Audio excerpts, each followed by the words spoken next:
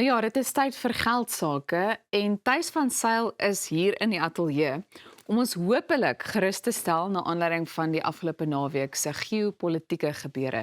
Thys, baie welkom. Ag, is lekker om hier te wees en terwyl ek nou nog eintlik hier sit, is ek nog Ja. steeds besig met huiswerk rondom hierdie gebeure en ek dink ja, dit is baie interessant.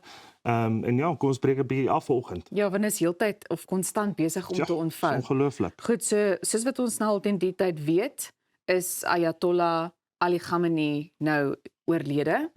En dit in 'n aanleiding van Israel en Amerika wat besluit het om gesamentlik aanvalle op Iran uit te voer. Ons sien toenemende spanning rakende Iran, maar ek wil weet, hoe ernstig is hierdie situasie wat wêreldmarkte betref? Basies as ons baie mooi daarna gaan kyk en ek dink ja, dit is baie interessant veral hoe die naweek se gebeure homself uitgespeel het. Jy weet, Ja. veral met daai kanaal van ek wil dit nou net weer reg uitspreek asseblief van Hormuz of dan Ja. nou Hormuz, Strait de Hormuz. Okay. So hier's 'n prentjie hierso wat dit ook illustreer is dat daai kanaal is baie strategies. Basies waardeur die amper die meeste van die olie-uitvoere beweeg op 'n daaglikse basis en op 'n jaarlikse basis. Nou ons het nou juist nou gesien baie mense het nou gevra oor die naweek maar hoekom sal hulle byvoorbeeld nou Dubai aanval en Oman en jy weet die hele golfstate. Jy weet hoekom word daar na hulle toe nou basies gemik. En nou as jy daai prentjie gaan kyk, baie strategies basies wys dit daar dat die intensie wat hulle daarso het is juis om daai kanaal te boikot. Nou weer eens Iran as 'n selfvervaardiger van olie en natuurlik 'n uitvoerder van olie, saam met die Saudi-Arabiese wat son kanaal, saam met al die hele golfkanale basies weet beweeg deur daai kanaal fisies. En Iran grens aan daai fisiese kanaal. So met ander woorde, as daar disruptions kom, dan basies jy weet disrupt die hele wêreld.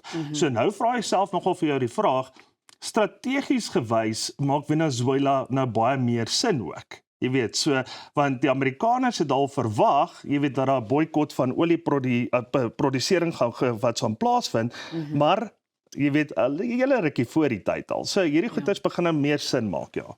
Goed, ons het gesien dat die olieprys dadelik gereageer het en ek dink baie mense wonder waarom die olieprys so vinnig reageer wanneer daar geopolitiese spanning is. Ja, ek dink ja baie mense daar buite dink dat olie is basies, jy weet, net 'n energiebron. Jy weet, so 'n bron van, kom ons sê net maar brandstof of wat ook al die van mag wees, maar in effek is dit eintlik die backbone as hy die woord wil gebruik van die algemene wêreldekonomie. En gesê daardeur is baie eenvoudig om dit op te breek is dat ja, nommer 1 is daar vervoermiddels wat daardeur basies jy weet 'n beïnvloed word. Ek bedoel jou trekker word daarmee beïnvloed, jou vragmotor word daarmee beïnvloed, jou trein word daarmee beïnvloed, jou vliegtuig word daarmee beïnvloed, jou skip, jou vryheid, alles word daardeur beïnvloed. So outomaties het dit 'n invloed op die algemene prys, jy weet wat op die einde van die dag ek en jy moet betaal vir 'n produk.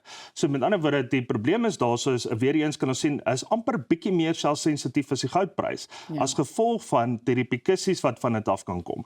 En omdat hy so gekoppel is, nie net as 'n kommoditeit nie, maar eintlik maar weer eens om my Engelse woord te gebruik, die backbone of world economy. Kan hierdie spanning 'n wêreldresessie veroorsaak? Elsa, verseker, ek dink in die kort termyn nie so vinnig nie, maar as ou byvoorbeeld gaan kyk as oliepryse byvoorbeeld naby aan 95 tot 110 dollar gaan en dit is daar byvoorbeeld vir 6 maande plus, kom ons sê byvoorbeeld 2 kwartale, dan sit jy met 'n probleem wat dit wat som na inflasie kan opstoot en dan as jy inflasie gaan opstoot, dan is dit juist nou hierdie ding van rentekoersverlagings wat basies wat nou plaasgevind het kan weer opgaan en dan stelselmatig, jy weet, is daar minder spandering in jou wat som binnelandse bruto produk en dan dit kan jy outomaties in 'n basiese resessie laat lei. Goed, so wat beteken dit vir Suid-Afrika spesifiek? Ek dink Suid-Afrika is bietjie meer uniek en ek dink Suid-Afrika is bietjie meer sensitief, want veral as ons gaan kyk, basies die oorspoel van hierdie tipe van wêreldresessies is dat jou eerste wêreldekonomie is baie beter gekeer as byvoorbeeld ons tipe fragile ekonomie wat ons het. Veral met 'n uitkyk van wat ons nou laas het gesien het van die minister, jy weet waar ons beoog om so tussen 1,5 tot 2% se groei te wil handhaaf en nou het jy byvoorbeeld hierdie demper wat nou oor jou kan kom en dan natuurlik jy weet ons wil 'n inflasiekoers hou tussen 3 tot 4% wat klaar moeilik genoeg is en natuurlik as hierdie ding gaan kom van tussen 95 tot 110 dollar, dan is dit outomaties 'n 1 tot 1,5 basispunt wat ek meer kan wees teenoor inflasie. En dit kan basies weet ons klaar sensitiewe groei uitkyk basies weet tot in die rooi druk en ons dalk wat so baie vinniger in 'n resessie instoot, jy weet as 'n kom ons sê net maar Amerika of Europese land of enige ander land daar buite, ja. Goed, wat doen die Reserwebank wanneer so iets gebeur? Ek dink die monetêre beleide daarso is baie eenvoudig en weer eens sal baie mense sê ja maar die verhoging van olie is reeds ingeprys in 'n klomp dinge soos byvoorbeeld in die markte en produksie ensovoorts. Maar jy kan net inprys basies weet soveel as wat daar moontlik kan wees en ons noem dit byvoorbeeld 'n stresstest. So as jy byvoorbeeld nou vandag gaan sê ja ek het 'n stresstest wat ek basies weet gaan blootstel byvoorbeeld in ons ekonomie van kom ons sê ja 'n skielike verhoging van kom ons sê net maar Brent olie. So dan is dit 25 tot 35% wat jy daarby kan sit. En dan word dit baie mate ingewerk. Maar die probleem is dit is op die kort termyn. Die langtermyn basies weet jy moet wat die groter prentjie gaan kyk en soos wat ons nou net voorbeeld gebruik het, Suid-Afrika is reeds sensitief. Jy weet so om nog basiese sensitiwiteit by te gaan sit, jy weet kan eintlik nogal traumaties wees. En die rand tuis, hoe reageer die wisselkoers? Op die algemeen het ons maar basies gesien die enigste reddingsboei wat ons het op hierdie stadium is natuurlik ons uitvoere van goud. So met ander woorde goud is basies weet ons reddingsboei van byvoorbeeld hierdie countermeasures wat dan maar gebeur. Jy weet die geopolitiek wat dan maar sy rol speel. Maar as ons weer eens gaan kyk, goud het nou op hierdie stadium so ver wat sommer na daai rigting toe gaan. Dit sal nou nog 'n klein bietjie gaan as gevolg van hierdie probleme wat nou in die Midde-Ooste is. Maar weer eens die koers wat olie gaan skiet teenoor die koers wat goud byvoorbeeld vir ons addisionele belasting kan is nie basies weet merkbaar teenoor mekaar nie. So die olieprys is baie meer sensitief vir ons, jy weet op hierdie stadium as wat ons reddingsboei selfs kan gebruik wat goud uitvoere is.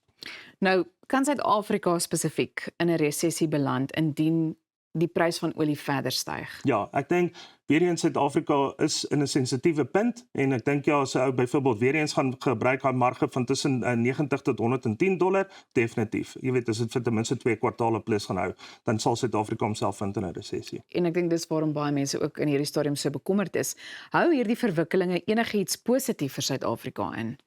Ek dink as 'n mens gaan kyk, jy weet, die woord positief, hoe ons hom nou moet sinspeel, hoe ons hom moet afspeel, is basies die eenvoudige antwoord is nee. Ek dink nie daar's enige positiwiteit wat hieruit kan kom nie. En weer eens Suid-Afrika wat die rand sien byvoorbeeld as 'n bondgenoot, jy weet, kan dit weer eens daaroor tensies wat ons reeds het met die Amerikaners net nog verder versleg. So ek dink net op hierdie huidige stadium, jy weet, val Suid-Afrika, ons het die regte fondament, ons is besig om te herstel. Ek dink jou fokus net op Suid-Afrika vir nou. Ek wil nou juist weer vra, hoe belangrik is daai verhouding met Amerika in hierdie stadium en om seker te maak ons bly aan hulle goeie kant? Kyk, ons het nou weer klaar, ons hou self nou ons nou weer nie terug nie. Ons het klaar byvoorbeeld nou oor die naweek begin uitsprake maak om te sê dit gaan hieroor en daaroor en jy weet daar's 'n paar wat saam publieke figure wat ook uitsprake daaroor gemaak het. Maar mense moet ook net onthou, hoekom doen Amerika en Israel basies weet wat hulle doen teenoor Iran? Jy weet, so baie min mense weet ook basies weet ja, maar waar gaan dit nou eintlik? Is hierdie nou nog steeds 'n gelowige oorlog? Is hierdie agter olie? Is dit vir ekonomie? Is dit vir wêreld wat saam beheer? Jy weet, daartoe van elemente wat 'n rol speel. Maar Iran is nie skoon nie. Ek bedoel, so as mense gaan kyk, jy weet, en hulle supreme leier wat hulle hom noem, byvoorbeeld soos 'n supreme leier wat al 30 jaar plus in bewind is. Dit is nooit 'n positiwiteit, jy weet, vir enige land daar buite nie. Maak nie saak van watter regime jy afkom nie. So as jy 'n diktator het, dan is dit is 'n negatiewe wat so 'n probleem. En jou probleem wat hulle ook het met hulle kernwapens. Ek bedoel, so dit is in hulle kernprogramme. So daar's geen beheer oor daai, jy weet, soos wat die res van die wêreld beheer uitvoer rondom hulle kernwapens en hulle kernprogramme nie. En natuurlik, jy weet, is dit 'n wêreldgevaar vir almal. So met ander woorde, veral as jy 'n diktator het wat basies in beheer is. Nou, hy druk 'n knoppie vandag, môre oormôre en dan basies weet is dit groter moeilikheid as wat hy gaan sê, okay, maar kom ons gaan haal hom eerder net. Jy weet, en dit is wat maar gebeur het. En Donald Trump is maar lekker met een van daai en hy vat nie nonsens nie, hoor. Hy het hom letterlik gaan haal binne 'n naweek. Jy weet, so daar was eers so lank naweek vir die arme ou nie. Dit was, ek moet vir jou sê, dit was net skokkend om net te sien dat alles net so vinnig gebeur. En ek dink 'n mens moet ook, jy weet, daarop klim lê dat selfs die mense van Iran fees gevier het na aanleiding van dit wat gebeur het. So gemengde gevoelens daar self tussen hulle eie mense. Presies. Goed, wat moet beleggers nou dophou en is Suid-Afrika voorberei vir so 'n eksterne skok? Soos ek gesê het, die meeste van alles basies wat is reeds ingeprys. Jy weet, om te sê daai stresstest wat klaar ingewerk het, maar daai toetse word meer gedoen van so tussen 20 tot 30%. Okay, so sodra ons daai verhoging weer eens gaan sien bo oor $100 en hy hou daar. Jy weet, dit dink ek nie Suid-Afrika is 100% voorberei nie. Ek dink die wêreld is voorberei daarvoor nie. Maar weer eens ek dink as ou weer gaan kyk, jy weet, Amerika met die strategie wat hulle gebou het, dink ek relatief is hulle nogal relatief reg daarvoor, want anders sal hulle doen wat hulle doen en so vinnig en ekstreem soos wat hulle dit doen nie. Maar Suid-Afrika dink ek ja vir die korttermyn sal ons okay wees, maar as hierdie op 'n langtermyn vlak gaan hardloop dan het ons bietjie moeilikheid. En wat is jou finale boodskap aan ons kykers? Ons het so 'n bietjie meer as 'n minuut oor. Ag Elsa, ek dink ja, weer eens is dit nie daai praatjie van 'n doemprofeet of nou gaan sê maar hier's 'n resessie op pad en gaan doen dit en gaan doen dat nie, want dit is nie die geval nie. Ek dink dit is net meer van 'n interessantheidsoogpunt uit laat mense daar buite weet hoe werk hierdie tipe van elemente en aspekte as dit gebeur. En dit is nie nou die tyd om byvoorbeeld in 'n paniek in te gaan en byvoorbeeld al jou aandele te gaan verhandel en dan in die geldmark te gaan plaas of nog goud te gaan koop of kripto te gaan koop of enigiets soos dit nie. Nee, ek dink net ja, wat snaam kalmte is in die orde van die dag. En weer eens, sien jou finansiële adviseur as hierdie tipe van gebeure gebeur en dan vra vir hom dat hy jou wys is jou fisiese onderliggende fondse basies weet ingeprys. Jy weet soos wat ons nou voorbeelde gemaak het van byvoorbeeld hierdie om op jou portefeulje is wat soms 'n strestest dan nou uit te voer mee. Is altyd in die orde van die dag. So doen dit. En ek bedoel dan gaan jy in elk geval bietjie meer daai gerusheid hê. En dit is waarom ons sal kom aanklop daar by Everest Advisory Services. Ons weet net toe. En Thys, ek dink, jy weet, om af te sluit, ek dink dit is net so belangrik om wel hierdie verwikkelinge en gebeure dop te hou, want jy moet maar bewus wees van wat Hoe dit aangaan. werk en partykeer is dit nogal interessant. Ja. Wie dink sê finansies is nie interessant. Net so. Thys, baie dankie vir jou insig vanoggend.